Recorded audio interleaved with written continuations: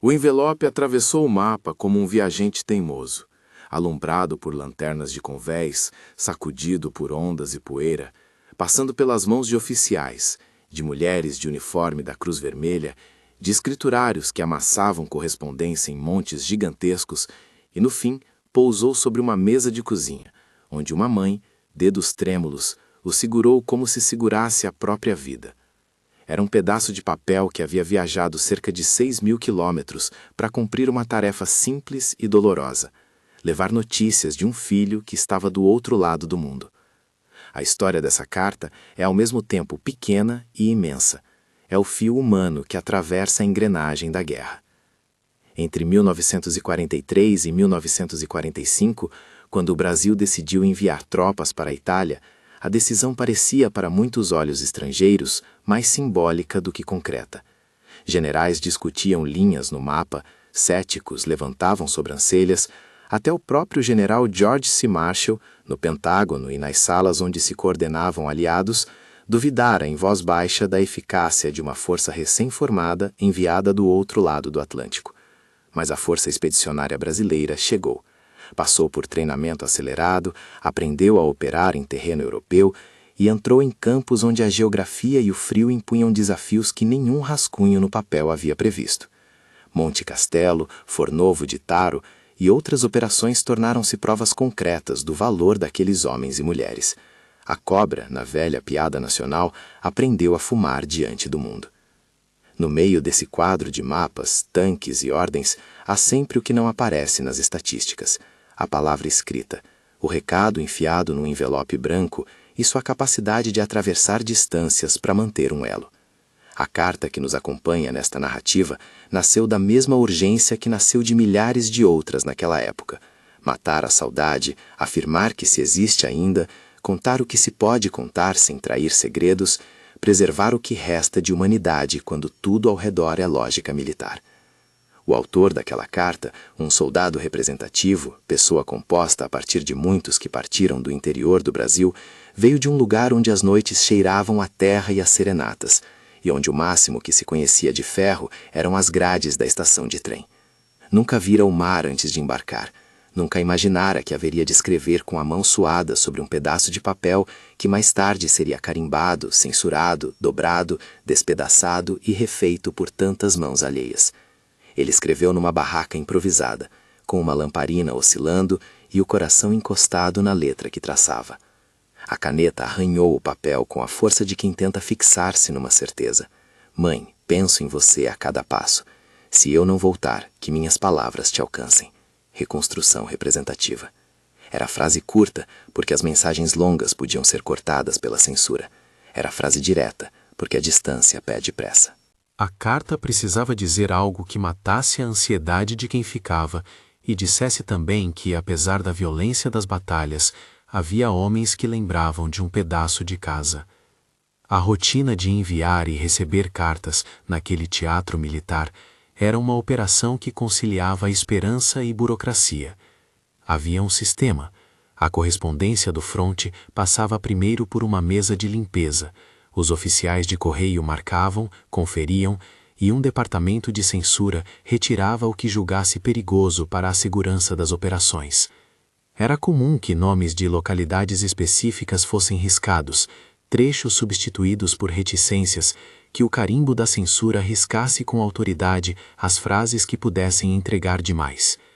Em seguida, os envelopes eram empilhados, catalogados, carimbados com siglas e códigos, guardados em sacos que subiam em caminhões para serem levados ao ponto de embarque naval mais próximo. Da Itália, muitos desses sacos seguiram aos portos de Nápoles, Bolonha ou Livorno. Dali, integravam comboios que depois encontrariam rotas através do Mediterrâneo e do Atlântico, em direção ao Brasil, um trajeto repleto de transferências, riscos e atrasos. Os detalhes exatos variavam, e nossa reconstrução segue um caminho plausível e representativo da logística postal militar da época. Enquanto isso, no Brasil, a espera adquiria uma cadência própria. Cartas não eram lidas no ponto do toque do telefone, porque o telefone muitas vezes não existia nas fazendas e pequenas vilas. A mãe que aguardava o envelope podia passar dias sem notícias, e depois receber de modo brusco uma linha escrita que dizia mais do que qualquer conversa poderia dizer. A correspondência era a confirmação de que o filho existia, e por isso mesmo o seu peso era imenso. Naquele dia em que o soldado redigiu a carta, o acampamento estava inquieto. Havia a sensação de movimento no ar, ordem chegando, homens sendo remanejados, um frio que entrava pela roupa e fazia doer o osso. Uma patrulha voltara com histórias de lama e pedras cortantes, outra fora mantida em prontidão para uma ofensiva. Escrever era um ato que subvertia a escala daquela confusão. Enquanto tudo ao redor se tornava ritmo e reação, a escrita permitia um silêncio íntimo, quase um voto. Ele dobrou o papel com cuidado, como quem dobra uma promessa. Colocou-o no envelope e escreveu o destino com uma caligrafia que tremia um pouco, não por hesitação, mas porque a esperança costuma tremer. A carta saiu do batalhão no mesmo dia, e o leitor que acompanha esta narrativa pode imaginar pilhas de envelopes semelhantes sendo engolidas por sacos maiores, todos destinados ao mesmo fim, atravessar oceanos para alcançar lares distantes. No caminho havia vulnerabilidades. Bombardeios e ataques a comboios afundaram suprimentos. Tempestades no Mediterrâneo faziam navios chacoalharem e perderem rotas. Distrações e erros humanos provocavam que uma correspondência fosse colocada na pilha errada. O fluxo, portanto, não era linear nem seguro. E ainda assim, uma multiplicidade de pessoas trabalhava para que a correspondência não se perdesse. Operadores de triagem, condutores, oficiais que zelavam pela moral das tropas, voluntárias da Cruz Vermelha que classificavam cartas e as embrulhavam com carinho, como se cada envelope pudesse aquecer alguém do lado de lá. Enquanto a carta do nosso soldado percorria esse labirinto, a vida da mãe no Brasil seguia sua cadência flagelada de medo e costume. Ela fazia refeições com menos sal, arrumava a casa mais cedo, dormia com as luzes acesas por algum tempo e voltava a lembrar de pequenos hábitos do filho, a maneira como ele deixava o chapéu, a voz cantada nas horas de trabalho no campo. Em silêncio, ela repetia as palavras que outrora ouvira do próprio filho e esperava que a distância fosse apenas uma condição provisória. No plano coletivo, os pracinhas enfrentavam também o preconceito dos aliados que não esperavam que o soldado brasileiro estivesse à altura das condições europeias, das próprias hierarquias que retardavam o reconhecimento. A FEB, composta por homens de várias origens, incluía soldados negros que marchavam juntos debaixo da mesma bandeira, num ato de convívio raramente visto nas fileiras de outras nações. Essa integração, vista pelo olhar moderno, era um passo doloroso e significativo. No calor do fronte, a camaradagem, o suor e o medo tendiam a erodir preconceitos, criando formas de respeito que pouco a pouco se projetariam para além da guerra. A carta, nesse sentido, guarda também esse significado. Não só notícia, ela é testemunho de uma humanidade que se mantém nos gestos cotidianos. Dias depois de sair do acampamento, a correspondência chegou ao posto de triagem de Nápoles. Imagina-se um enorme armazém, mesas ateadas com luz, homens e mulheres trabalhando com ritmos mecânicos. A carta recebeu carimbos. Passou por um olhar de autoridade que, sem conhecer o remetente, viu apenas mais um envelope. A tinta do carimbo fez um caracol preto sobre o papel. Uma anotação foi impressa, outro selo, e o envelope partiu para o próximo segmento do processo. Havia sempre a tentação de humanizar cada episódio com nomes e vozes, mas aqui é preciso lembrar, muitos rostos desempenharam papéis anônimos e essenciais. Assim, o transporte até o porto foi feito num dos muitos comboios que, com escolta, levavam correspondência e equipamentos às embarcações que esperavam. Em alto mar, a viagem era uma espécie de cerimônia de passagem. O navio fendia ondas, com homens de diversas nacionalidades a bordo. A correspondência era mantida em um setor separado, às vezes sob a guarda de um oficial que perguntava pouco e cumpria a tarefa. O cheiro de sal misturava-se com o cheiro oleoso das máquinas. A carta rodopiava em sacos e cada sacola viajava como um pequeno universo de expectativas. E então ocorreu algo que mudaria a rota daquela correspondência específica. Num dos pontos de transbordo, um porto movimentado onde cargas e passageiros eram reorganizados à pressa, parte da correspondência foi separada para reencaminhamento mais lento. Não foi uma perda dramática, como um navio afundado, nem tão simples quanto uma fila trocada. foi uma hesitação burocrática, um erro comum em tempos de guerra, quando rostos se confundem e endereços se perdem no meio do papel. A letra na frente do envelope era legível, mas um carimbo pesado passou por cima de parte do endereço, borrando letras cruciais. O que restou foi suficiente para identificar o país, mas não o vilarejo certo. O envelope entrou em uma pilha de cartas que aguardavam verificação. Ao saber dessa possível perda, o leitor poderia imaginar um desfecho funesto, que a mãe nunca receberia a palavra desejada. E esse imaginário não é sem fundamento. Muitas famílias nunca souberam o destino de seus entes. Mas a história que vamos seguir escolheu a outra via. A via da persistência de documentos e de pessoas, da atenção de alguém que não deixou parada a correspondência como se fosse lixo. Naquele armazém de triagem havia um cabo, também representativo, que cresceu entre as baias de ferro do Nordeste. Ele não conhecia o renitente, mas reconheceu a caligrafia de um paradeiro semelhante àquele de sua própria família.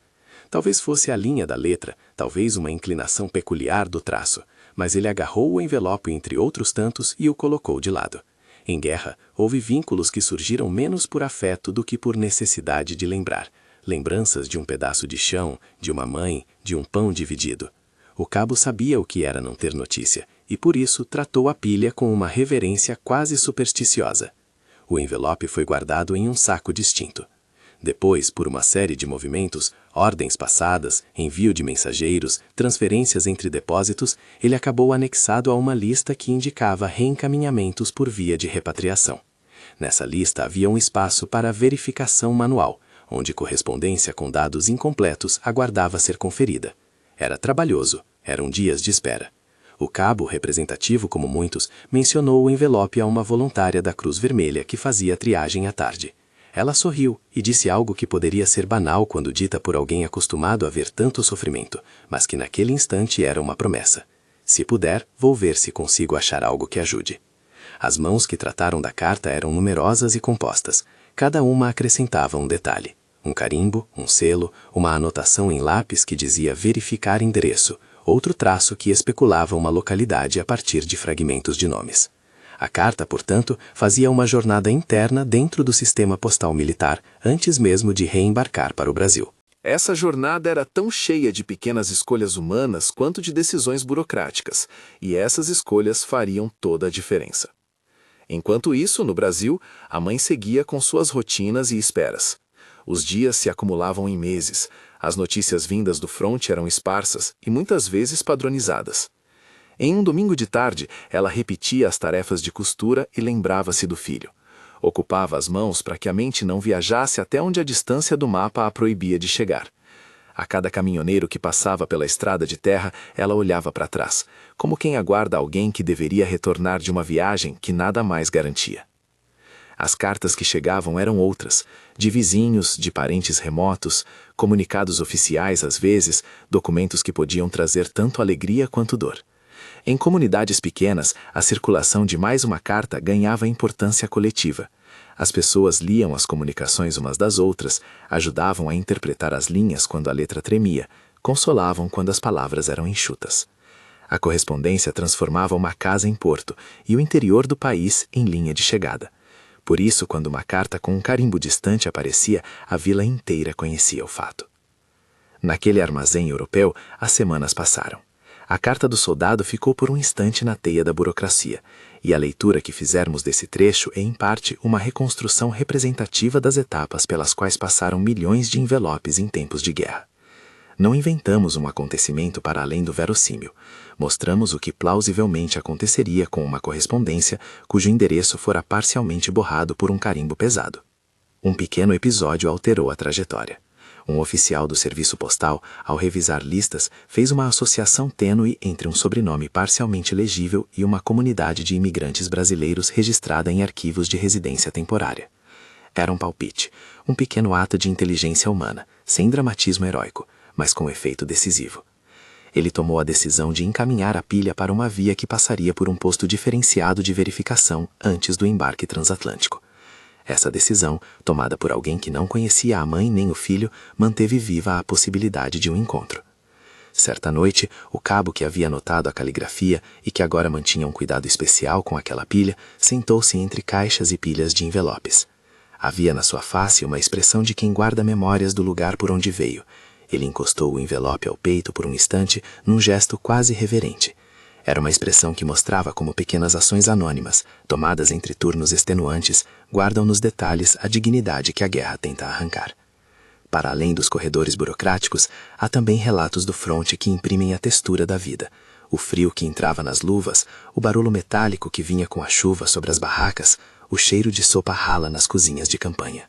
O soldado representativo, nos intervalos de patrulha, aprendeu a valorizar pensamentos simples.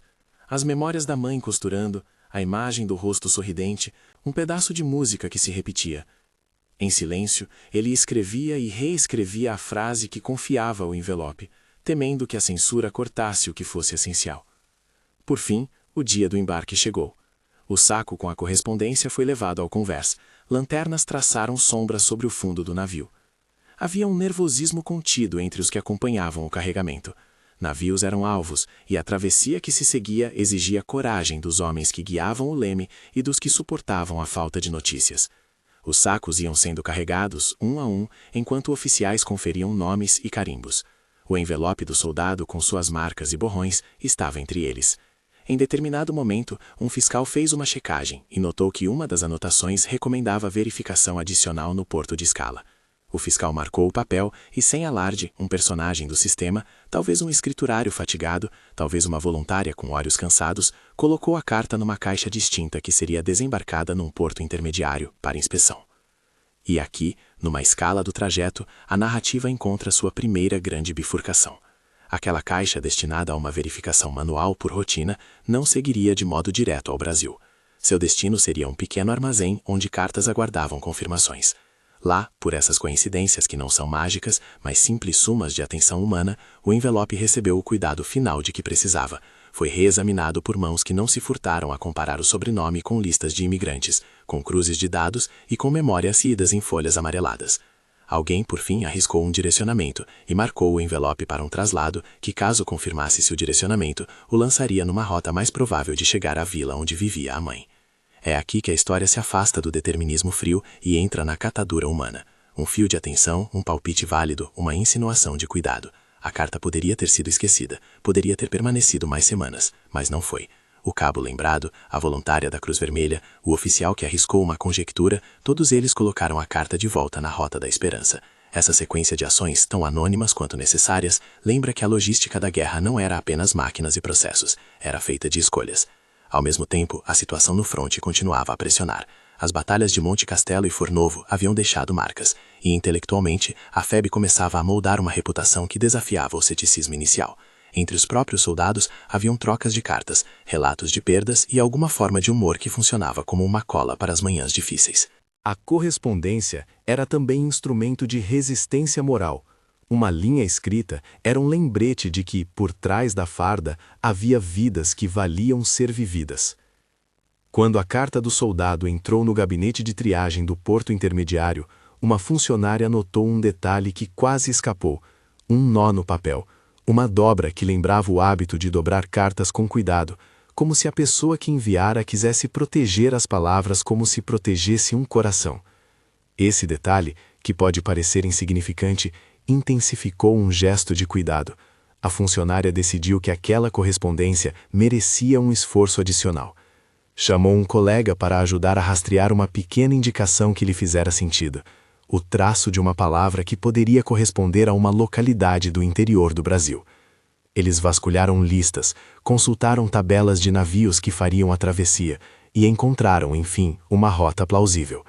A carta foi colocada num saco marcado com um destino que, dali a semanas, poderia deixá-la perto das mãos que a aguardavam. Enquanto isso, nas conversas ao redor das mesas de triagem, falava-se de pracinhas que haviam impressionado aliados com seu espírito e de como as pequenas certificações de valor iam desbancando as velhas descrenças. Mas ninguém ali poderia prever o que uma carta iria provocar no íntimo de uma casa brasileira. No Brasil, o tempo continuava a se dobrar de maneira própria. A mãe, ao ver um caminhão que trazia encomendas ao vilarejo, sentiu o costume apertar o coração. Tinha aprendido a ler o mundo a partir de pequenos sinais. A carta, na imaginação dela, era um objeto incerto e veloz. Às vezes a mãe já a via em sonhos, outras vezes ouvia passos que não existiam. A expectativa moldava o cotidiano de modo que cada tarefa simples se tornava um ensaio de resistência. A narrativa que estamos seguindo, contudo, precisa interromper-se por um momento em que a carta, já marcada e reencaminhada, se encontra em trânsito rumo ao próximo porto. Há uma tensão delicada no ar. Se tudo ocorrer como o cabo e a funcionária imaginaram, a correspondência prosseguirá até o convés que atravessará o Atlântico. Se algo falhar, a carta poderá ter seu destino reescrito. No entanto, algumas coisas já foram certas. Houve mãos que notaram, houve olhares que compararam, houve gestos de cuidado. A carta, de modo quase milagroso pela soma de pequenas atenções, continua viva no sistema. E é aí, nesse ponto de bifurcação entre o embarque e a verificação final, que a história espera. A partir desse vão, muitos elementos ainda dependem do destino, do papel que um fiscal escolher conferir, do comboio que chegará a tempo, da mudança de planos de um oficial. A mãe, por seu lado, persiste no mesmo tempo que a espera impõe. Ela não sabe que a carta teve tantas vidas até agora. Não sabe que o envelope foi marcado por mãos alheias, que quase fora engolido pela burocracia, que o cabo fez um gesto pequeno, mas decisivo. Antes de seguirmos adiante, se essa história já está alcançando algo seu, se liga aqui no canal para ouvir outras memórias da FEB. Promessas de histórias que te aproximam de uma época em que o mundo foi maior e mais perigoso, e onde papéis e carimbos eram às vezes a última ponte entre corações. E então, o navio que levaria cartas e homens ao Atlântico encostou novamente para embarque. Trabalhadores descarregaram sacas, carregaram outras, conferiram as listas. A correspondência estava ali, numa caixa marcada com destino incerto, pronta para seguir. Mas havia um último ato de verificação que poderia alterar tudo. Uma nota manuscrita, quase ilegível, sugeria que uma das cartas na caixa poderia ter sua identificação complementar se consultadas as listas de passageiros daquele navio. O fiscal encarregado hesitou por um instante, um detalhe tão pequeno quanto crucial, e mandou buscar os registros do embarque. Se os registros confirmassem o palpite, a carta seria realocada para um saco que chegaria diretamente a um porto brasileiro. Se não, seguiria por uma rota indireta, com mais etapas. A hesitação daquele fiscal foi um desses momentos que, à primeira vista, parecem triviais, mas carregam o peso do acaso. Ele abriu um livro de registros, folheou páginas e encontrou um nome que, ainda com partes borradas, parecia casar com uma tabela de chegadas em um porto do Nordeste. O fiscal chamou o cabo que havia observado a caligrafia semanas antes. Juntos, conferiram as marcas do envelope. O cabo, ao tocar o papel, lembrou-se do gesto com que o soldado dobrara a carta. E foi nesse compasso que decidiram. A carta seguiria numa rota que, com sorte e trabalho, a levaria ao Brasil. Naquela noite, enquanto o navio zarpara com sua carga humana e postal, a caixa com a carta seguia no porão, ao lado de outras sacas que levavam memória e notícia. A travessia prometia ser longa e penosa. Tempestades, escoltas, perigos de fogo inimigo eram possibilidades reais, mas no pequeno universo daquele envelope havia agora algo que o modernismo da logística não garantia sozinha. Havia a soma de gestos de quem se recusa a perder um fio de vida. E aqui, ao fim deste primeiro trecho da narrativa, fica a pergunta que sustenta o resto da história. Bastaram aquelas escolhas anônimas para que a carta chegasse à mãe certa? Haveria mais surpresas na rota? A carta cruzaria o Atlântico sem novos percalços ou o destino prepararia outra provação? Há um momento em que a ação humana encontra o acaso, e nesse ponto preciso se decide o futuro daquelas palavras escritas numa barraca, com uma lamparina oscilante e um coração preso à caligrafia. A resposta exige mais paciência, mais relato, e nos próximos passos veremos como a soma de pequenas decisões e talvez um gesto de última hora de alguém que não conhecia o remetente culminaria na entrega à mão certa. O navio curtou o Atlântico numa marcha cansada, e a caixa com a correspondência ficou entre porões de carga que rangiam ao ritmo das ondas. À noite, quando a chuva batia no convés e os homens se amontoavam junto a lanternas que tremeluziam, alguns pegavam cartas alheias para lê-las como se lhes pertencessem por um instante, não por indiscrição, mas por afeto. Ler era um modo de tocar a vida do outro em alto mar, de lembrar que do outro lado do mapa havia rostos e mesas de jantar esperando. O envelope do soldado representativo permaneceu no escuro, marcado por carimbos e por aquela dobra cuidadosa que havia impressionado a funcionária no porto intermediário. Era, entre tantas, uma promessa dobrada. Houve noites de silêncio cortado apenas pelo ranger do navio, noites em que supostos perigos passavam sem alarme, e noites tensas em que escoltas de escolta e luzes de vigia tomavam o convés. Em uma hora qualquer, um marinheiro com mãos calejadas folheou a pilha de sacos, viu a anotação de verificação manual e comentou com um companheiro: "Tem coisa aqui que não pode se perder. Tem família do outro lado." A frase ficou flutuando entre aqueles que não podiam fazer mais do que cumprir ordens, e ainda assim faziam delas um gesto de humanidade. O mar não distinguia quem escrevia, a distância sim, mas havia quem recortasse dessa distância um fio de atenção. Quando o navio finalmente atracou no litoral brasileiro, o desembarque foi uma cena de cansaço e alívio. Homens esticavam as costas pela primeira vez em muitos dias. As sacas foram retiradas com pressa e colocadas em caminhões que subiriam para centros de triagem nacional.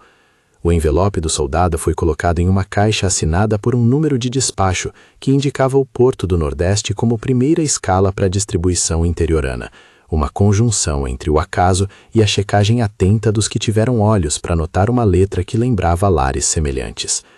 A travessia pela costa brasileira não foi menos complexa. Havia centros de distribuição, funcionários da agência dos Correios queimando energia entre listas e mapas e ainda aquela tensão própria do sistema que precisa catalogar memórias. De caminhão em caminhão, de roda de ferro em estrada de terra, a correspondência seguiu rumo ao interior. Às vezes, a rota incluía um trecho por ferrovia que assobiava entre colinas.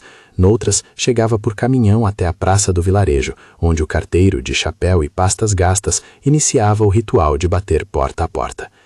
Nesse vilarejo, a rotina seguia marcada por hábitos simples: o açude, a padaria ao lado da igreja, a pequena farmácia onde as novidades chegavam por boatos. Havia um quadro de avisos na estação dos Correios com nomes riscados e horários de chegada. As pessoas costumavam verificar o moral como quem consulta um oráculo. O nome parcial no envelope que tanto havia atormentado funcionários em Nápoles e no porto intermediário, ali encontrou possibilidades. Um inspetor da repartição local reconheceu o sobrenome pela lista de eleitores e por um cadastro antigo que ainda guardavam em fichas de papel. Para muita gente era um detalhe técnico, para aqueles que esperavam era uma esperança. O carteiro que levou a correspondência naquele dia era um homem de poucas palavras, acostumado a ler mais rostos do que placas. Ele sabia que, em muitos casos, não bastava chegar à casa certa, era preciso tocar no momento certo. Ao dobrar na rua de terreiro, avisou uma vizinha que passava por ali. "Tem carta do outro lado do mar." A vizinha, que sabia das ausências de tantas famílias, correu pelos quintais a contar a novidade. Em vilarejos como aquele, uma informação movia uma comunidade inteira. Era comum que o povo se reunisse junto às casas para acompanhar o desenlace de uma notícia que poderia ser alegre ou cortante. A casa da mãe ficava a poucos passos da praça. As janelas eram de madeira. A varanda tinha uma cadeira de palha que rangia quando alguém se sentava, e havia uma fotografia em preto e branco presa na parede da sala. Um jovem de chapéu, talvez o retrato do filho antes de partir, olhando para frente com uma expressão que mesclava timidez e determinação. Quando o carteiro bateu, a porta se abriu devagar. Lá dentro, a mulher terminava de lavar uma toalha. Os dedos continuaram a trabalhar com o escrutínio de quem tenta distrair a ansiedade. Ela não sabia direito o que esperar. Tantas cartas haviam passado sem responder às perguntas mais difíceis, mas sentia, como um pulso, que algo no ar estava mudado. O carteiro, com a maior delicadeza possível, estendeu o envelope. A mãe segurou o papel com mãos que tinham trabalhado a terra por décadas. Tinha as unhas gastas de plantar, as palmas marcadas por calos que contavam histórias de esforço. Ao inclinar a cabeça para ler a caligrafia, notou que o corpo do envelope trazia marcas de viagem, carimbos de portos, sinais de triagem, o borrão que tantas vezes quase escreveram um fim. Era, para além do conteúdo, um objeto testemunha de uma travessia. Ela aproximou o rosto do selo com o gesto de quem cheira um cheiro de infância. Havia no papel o leve odor de tinta antiga, um traço de óleo de navio, talvez, e da fumaça do motor que percorreu estradas e mares. Ela abriu o envelope como quem abre um relicário. Os dedos tremiam, não tanto por fragilidade, quanto pelo peso do momento. Dentro havia uma folha com letras acesas. A caligrafia lembrava o toque do filho. Curva do M, o traço do S. Entre as linhas lemos uma frase curta, marcada como reconstrução representativa. Mãe, penso em você a cada passo. Se eu não voltar, que minhas palavras te alcancem. Reconstrução representativa. A frase era simples, mas no seu tom estava tudo. A saudade, a prudência frente à censura, a tentativa de entregar uma última imagem. Em volta da casa, vizinhos ouviram o embrulho do papel e se calaram. Uma mulher que vivia ali ao lado aproximou-se com o rosto coberto, porque havia algo entre a curiosidade e o respeito que impedia o excesso. O que seguiu não foi um grito, nem um alívio ruidoso. Foi uma onda contida de emoções. Lágrimas que remontaram pela face, mãos apertando o papel como se segurassem um corpo, e um sopro que trouxe memória. A mãe passou as pontas dos dedos pela caligrafia e por um instante conversou como se o filho estivesse ali. Falou de hábitos, de receitas, de como o galo cantava de manhã. Lembrou as noites em que esperou que ele aprendesse a consertar uma máquina, as promessas de volta que pertenciam a um futuro que havia sido interrompido. Para ela, a carta teve um efeito prático. Confirmou uma presença, mesmo que tardia, e permitiu que a apreensão absoluta tomasse forma. Em lugares marcados pelo silêncio do desconhecido, receber uma linha escrita pode ser um modo de tocar um destino que, de outra forma, seria apenas rumor. Nos dias seguintes, a carta foi lida por parentes, por vizinhos e por amigos que se reuniram para partilhar a leitura. Alguns se lembraram de histórias de pracinhas que, depois de Monte Castelo e de outras lutas, voltaram transformados. Outros rememorarão a discrição com que muitas dessas cartas chegavam, com notícias que nem sempre trouxeram vida. Entre conversas e lágrimas, a comunidade decidiu que a folha seria guardada junto à fotografia do jovem que saiu do vilarejo. Era um modo de preservar uma presença, de dar nome a uma memória que poderia ser apagada pelo tempo. A chegada daquela correspondência produziu também efeitos práticos. Em uma semana, uma carta como aquela foi mencionada em conversas mais amplas, nos bares da cidade vizinha, nas rodas de líderes locais, nos registros que a prefeitura mantinha. A palavra escrita havia transformado o anônimo em pessoa conhecida. Os nomes que outrora eram meras inscrições passaram a ocupar genealogias e vez para a lembrança. Para a mãe, a carta não eliminou a dor, mas deu-lhe um lugar onde colocar a saudade. Um objeto que podia ser tocado, dobrado, enfiado num livro antigo para ser protegido. Longe dali, no arquivo de um batalhão e nas memórias de quem servira, um cabo lembraria mais tarde daquele gesto de atenção que tomou numa tarde de triagem. O envelope colocado de lado, a busca por pistas. Para ele, o episódio era um pequeno ato entre tantos outros. Para a mãe, foi a diferença entre a incerteza e a confirmação de um laço. Essas pontes mínimas que ligam pessoas são muitas vezes o que a história oficial não registra. Não são campanhas nem estratégias, são decisões anônimas que imprimem dignidade ao cotidiano. Com o passar dos anos, a carta ganhou um papel simbólico na família. Foi guardada junto da foto, envolta por tecido e levada em datas de lembrança.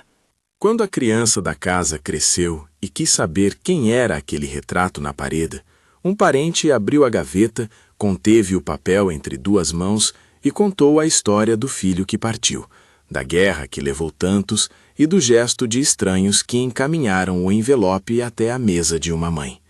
A narrativa atravessou gerações, e a carta deixou de ser um objeto solitário para ser um remédio de memória, um fragmento que explicava por que o retrato olhava com tanta saudade. No âmbito maior, essa carta é uma das tantas que travam o diálogo entre a FEB e a história do Brasil. O fato de que pracinhas atravessaram mares e terrenos europeus, que enfrentaram a incompreensão inicial das lideranças aliadas e ainda assim conquistaram respeito nas linhas de frente, estava ligado também a esses fios de vida que voltavam para casa. A presença de soldados de origens diversas nas fileiras brasileiras, a camaradagem nos campos, eram fatores que ajudaram a desafiar velhos preconceitos e a projetar uma imagem diferente do país entre aliados e no próprio país. A carta, portanto, quer dizer duas coisas ao mesmo tempo. É o eco íntimo de uma família e o monumento menor de uma presença nacional em terreno estrangeiro. Houve debates nas décadas que se seguiram sobre como registrar essas experiências, nos livros de história, nas cerimônias oficiais, nas memórias transmitidas oralmente. Mas há sempre algo que a estatística não alcança: o momento em que uma mãe, numa sala modesta, guarda um pedaço de papel junto ao peito. É aí que a política e a geografia perdem primazia para a dor e para o consolo. A carta transforma o abstrato em humano. E por isso a narrativa da FEB inclui também esses objetos que cruzaram oceanos. O tempo trouxe mudanças ao vilarejo. Casas foram reformadas, alguns saíram para as cidades, outros permaneceram. A fotografia na parede envelheceu. As arestas do envelope amoleceram. As letras já desbotadas resistiam como podiam. Em cerimônias locais de lembrança, a história daquela carta foi frequentemente narrada, não como um destaque entre as campanhas militares, mas como um sinal de que as instituições dependem de pessoas que operam com compaixão. Foi lembrado com frequência o gesto do cabo, da voluntária da Cruz Vermelha, do fiscal no navio, rostos anônimos que, por inúmeros detalhes pequenos, salvaram algo essencial. A outra dimensão, a carta foi, para muitos, um estímulo à preservação de correspondências familiares. Em mesas comunitárias, nas rodas de vizinhos, repetia-se o conselho de guardar a correspondência, de não desprezar a história pessoal como se ela fosse pequena demais para ser lembrada. A mãe guardou o envelope junto de um bilhete que dizia apenas "Meu filho", escrito com uma letra firme. Depois a caixa foi entregue à filha, que a manteve como um relicário de família. A história dessa carta, contudo, não é única. Milhares de envelopes seguiram trajetórias semelhantes. Alguns chegaram, outros se perderam, outros foram retidos até que a vida mudasse. O que singulariza este envelope nesta narrativa é a soma desses pequenos atos humanos que o preservaram: a atenção de funcionários anônimos, a consulta cuidadosa a listas de passageiros, a sensibilidade de quem notou uma dobra no papel e decidiu que aquela correspondência merecia esforço extra. Em conjunto, foram esses atos que permitiram que uma mãe tivesse enfim notícias, e que milhões de estrangeiros pudessem ver, por meio de gestos cotidianos, a dimensão humana daquilo que a história registra em números. Anos mais tarde, em uma escola do vilarejo, um professor contou a história da carta aos alunos para explicar que a história das nações é feita também de cartas e de enredos pequenos. Ele mostrou a foto e mencionou as campanhas de Monte Castelo e Fornovo apenas como pano de fundo. Preferiu dizer que a coragem real às vezes se mede na capacidade de preservar laços. Entre os jovens, aqueles que ouviram a narrativa sentiram uma curiosidade que transformou o envelope em uma lição sobre humanidade. Não havia ali apenas o eco de uma guerra, mas a reverberação de um cuidado que atravessou oceanos. No fim, a carta que viajou 6.000 quilômetros teve duas funções claras. Foi um consolo íntimo e, ao mesmo tempo, um testemunho silencioso da presença brasileira na Itália. Serenou uma casa, deu nome à ausência e ajudou a consolidar uma memória coletiva. Guardada com uma fotografia, dobrada dentro de um livro de contas, ela se tornou sinal de que a distância física pode ser vencida por gestos mínimos. A cobra que se dizia não fumar passou, no campo simbólico, a fumar porque os homens e mulheres que serviram, junto com esses pequenos papéis, mostraram ao mundo rostos e histórias que não cabiam em estereótipos. Hoje, quando encontramos cartas antigas em gavetas, talvez tenhamos diante de nós mais do que pedaços de papel. Temos mapas de vidas, resumos de afetos e provas de que, mesmo na máquina fria da guerra, há mãos que recusam o abandono. A correspondência do soldado representativo lembra-nos que a história é feita também por quem dobra um envelope com cuidado, por quem procura em listas um sobrenome sem importância oficial, por quem entrega uma notícia com respeito. Se você tem uma carta, uma fotografia ou uma lembrança de família que atravesse uma longa distância, guarde-a, conte-a, compartilhe-a com quem poderá ouvir. Essas coisas pequenas sustentam mais do que imaginamos a verdade humana por trás das grandes datas e dos mapas. Se esta história tocou você, Compartilhe nos comentários uma lembrança de família ou uma carta que você guarde. Assim mantemos viva a memória daqueles que, com gestos pequenos, fizeram a história ser também um lugar de afeto.